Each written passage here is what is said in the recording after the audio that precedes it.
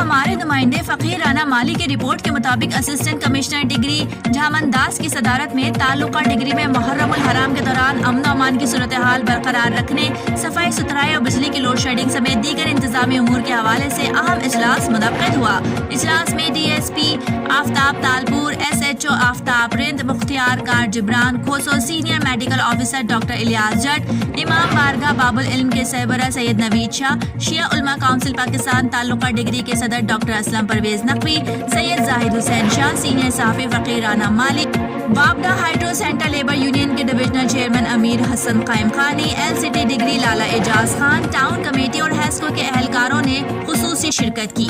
اس موقع پر assistant commissioner degree Jaman Das نے کہا کہ محرم الحرام کا مہینہ امن و امان اور اتحاد کا مہینہ ہے۔ اس مہینے میں بین المسالک ہم آہنگی کی سب سے زیادہ ضرورت ہے۔ محرم کے عشرے کے دوران انتظامی حوالے سے کسی قسم کی کوتاہی برداشت نہیں کی جائے گی۔ امن و امان کو برقرار رکھنے کے لیے قانون نافذ کرنے والے اداروں کے ساتھ مکمل تعاون کریں۔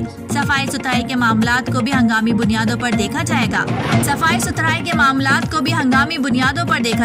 ان کا کہنا تھا کہ تمام مجالس اور ماتمی جلوس میں کورونا SOPs کا مکمل خیال رکھا جائے گا۔ شرکاء ماسک کا استعمال لازمی کریں اور جلد ہی ویکسین کا عمل مکمل کر لیں۔